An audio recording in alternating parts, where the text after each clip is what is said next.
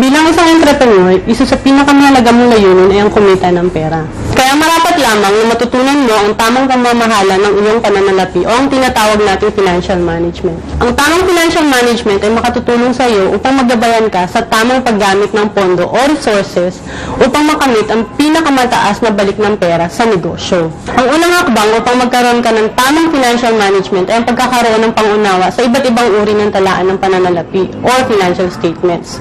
Para sa mga entrepreneurs na kagaya ninyo, mahalagang maunawaan ang tatlong uri ng financial statements na ito. Ang una ay ang talaan ng pag-aari at pagkakautang o ang Statement of Asset, Liabilities, and Net Worth. Karaniwan din itong tinatawag na Statement of Financial Position. Para mas madaling maunawaan ang paksang ito, tatawagin na lang natin siyang Statement of Asset, Liabilities, and Net Worth o ang karaniwan nating naririnig na SALN. Ang SALN ay nagpapakita ng katayuang pangpinansyal ng isang organisasyon, individual o ng isang entrepreneur. Ang pangalawang uri ng talaan ng pananalapi ay ang talaan ng benta at kita o ang tinatawag natin na income statement. Tinatawag din itong profit and loss statement. Sa talaan na ito, makikita mo kung kumikita ba o hindi ang isang negosyo. Ang pangatlong uri naman ng financial statement ay ang tinatawag nating talaan ng daloy ng pera o ang cash flow statement. Sa cash flow statement, makikita natin ang galaw o ang pasok at labas ng pera sa isang negosyo. Maaring sabihin mo na hindi mo na kailangan malaman ng mga bagay na ito.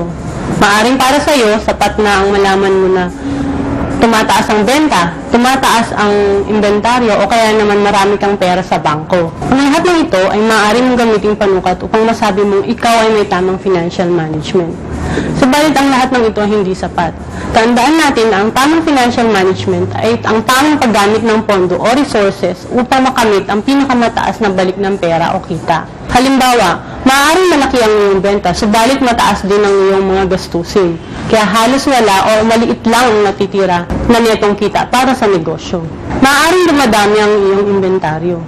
Subalit ang pagdami ng inventaryo ay hindi nangangahulugang paglaki rin ng kita ng negosyo. Maaari rin marami kang pera sa bangko. Subalit ang pera mo sa bangko na ito ay hindi mo nagagamit upang kumita para sa negosyo.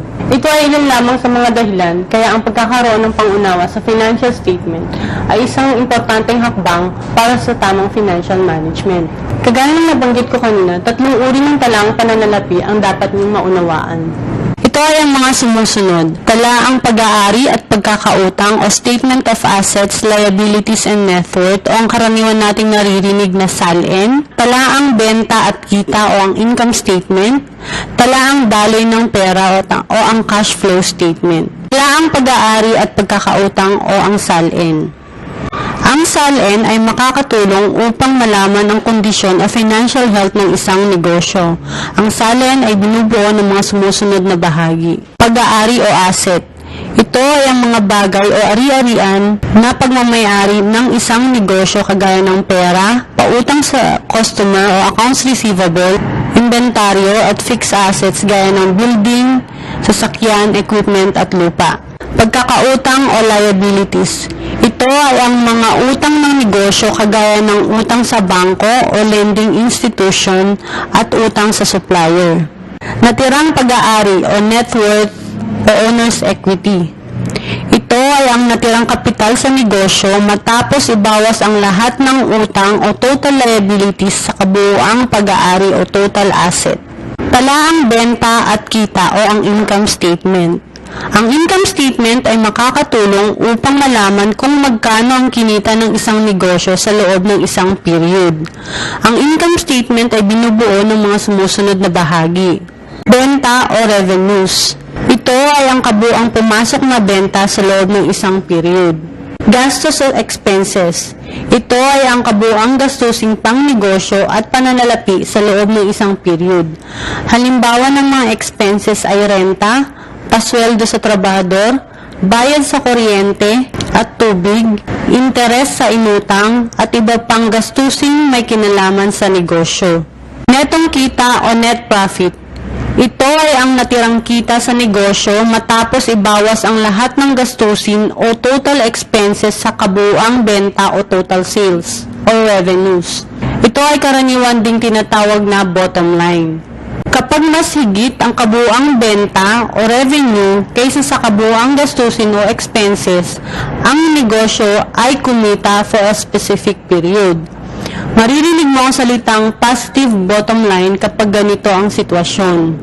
Kapag mas higit ang kabuuang gastusin o total expenses kaysa sa kabuuang benta o revenues, ang negosyo ay lugi o loss for a specific period. Maririnig mo ang salitang negative bottom line kapag ganito ang sitwasyon. Ito ay hindi magandang indikasyon para sa negosyo. Bilang entrepreneur, nararapat na gumawa ng mga hakbangin o desisyon upang mabago ang sitwasyon na ito ng negosyo. Habang ang income statement ay tumutukoy kung ang negosyo ay kumita, ang cash flow statement naman ay nagsasabi kung ang negosyo ay nakakapag-generate ng tamang halaga ng pera para sa negosyo. Ipinapakita rin ito kung saan galing at saan napunta ang pera ng negosyo. Ito ay binubuo ng mga sumusunod na bahagi. Pera o cash. Ito ay ang balanse ng iyong pera sa bangko at on hand for a specific period. Pasok ng pera o ang cash inflow. Ito ay ang kabuuang pera na pumasok sa negosyo kagaya ng cash sales, collection ng pautang, o proceeds ng utang sa bangko o lending institution. Labas ng pera o ang cash outflow. Ito ay ang kabuuang pera na lumabas sa negosyo kagaya ng bayad sa gastusing pang negosyo, bayad sa supplier, o bayad sa utang sa bangko o lending institution. Pera end or cash end. Ito ay ang natirang pera matapos maibawas ang cash outflow sa beginning cash at sa total cash inflow. Pro forma financial statement. Talaang pag-aari at pagkakautang ng negosyo o ang Statement of Asset, Liabilities and Net Worth o SALN. Talaang benta at kita o ang income statement.